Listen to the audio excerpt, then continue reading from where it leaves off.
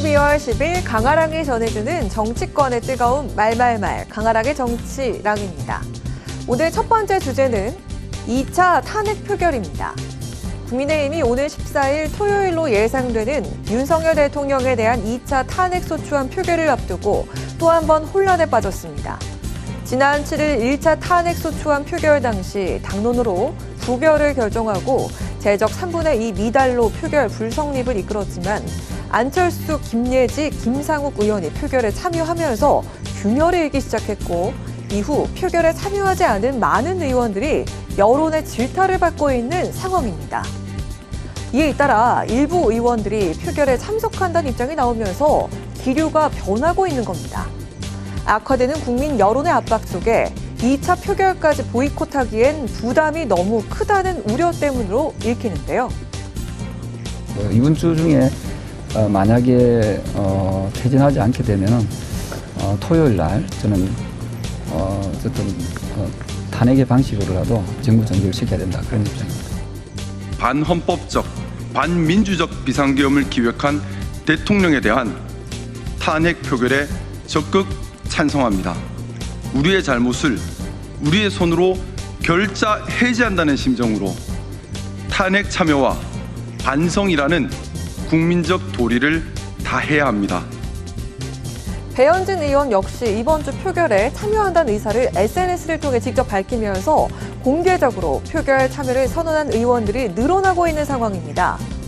이처럼 탄핵 찬성으로 돌아서고 있는 여당 의원들을 향해 홍준표 대구시장이 난파선에서 탈출하려는 쥐라는 표현으로 맹 비판하기도 했습니다. 윤상현 의원은 탄핵 반대를 공고히 밝히면서 그 명분을 이렇게 설명했습니다.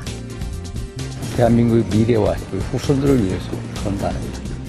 지금 당장 탄핵해서 몇 개월 후에 대선이 치러지면 어떻게 되겠습니까? 그런 것까지도 우리는 다 보고 얘기하는 거예요. 노마지지. 옛날 관중에 설화의 고사성어에 나오는 노마지지. 왜 이 소위 말해서 정치 경험에 있는 분들이 이런 식의 해법을 도모하려고 노력하는지 한번 신중하게 판단해 주세요. 이젠 개별 의원의 선택에 맡길 수밖에 없는 상황 속에서 과연 야당의 기대대로 1차 표결 때와는 다른 결과가 나올 수 있을지 이목이 집중됩니다.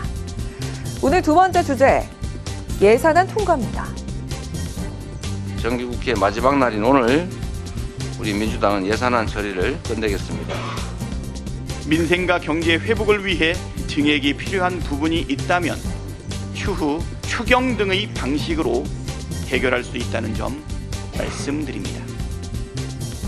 이번 계엄 사태를 촉발한 대통령이 밝힌 이유 중 하나였던 야당의 예산안 강행이 오늘 결국 국회에서 본회의에서 처리됐습니다. 본회의 직전까지 우원식 의장이 협상을 촉구했지만 결국 협의에 이르지 못한 건데요.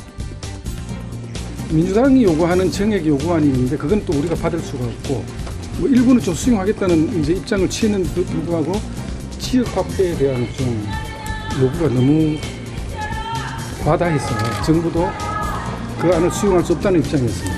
민주당 요구안은 뭐였는데? 지역 화폐 1조. 앞서 국민의힘은 야당이 삭감한 예산 4조 1천억 원 가운데 3조 4천억 원을 다시 증액하자고 밝혔습니다. 먼저 예비비 1조 5천억 원과 대왕고래 프로젝트로 불리는 유전개발 사업 예산 500억 원 등 모두 1조 6천억 원의 복원을 주장한 건데요. 내란 사태로 인해서 우리 경제 위기가 한층 가속화되고 있고 또 우리 국민의 불안이 커지고 있기 때문에 추가 감액하지 않고 예결위의 의결안을 그대로 반영해서 처리하겠다고 하는 방침을 결정한 것입니다.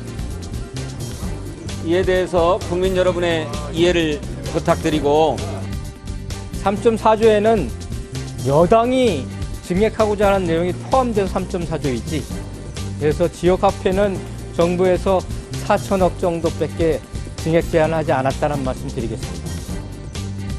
오늘 오전 최상목 경제부총리까지 국회로 와서 민주당과 추가 협의를 진행했지만 민주당이 이재명표 예산으로 불리는 지역사랑 상품권 1조 원을 포함해 복원된 만큼의 민생 예산 증액을 요구하면서 협상이 불발된 겁니다. 이후 국민의힘은 구체적인 삭감 내역을 조목조목 비판했는데요.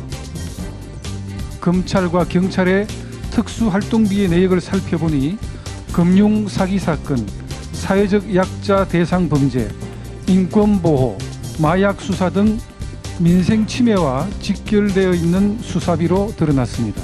재해 대책 예비비 1조 원을 삭감하여 자연재해 피해 복구도 어렵게 만들었고 이재명 대표 방탄용이자 국가마비용 그 이상도 그 이하도 아닙니다. 정치 불확실성에 따른 경제 충격에 대한 우려가 그 어느 때보다 큰 가운데 내년 예산안 협상마저 야당 단독으로 처리가 된 건데요. 이후 발생하는 문제점은 전적으로 민주당 책임이라는 여당의 경고 속 예산안 통과에 따른 여야 갈등은 불가피해 보입니다. 지금까지 강아랑의 정치랑이었습니다.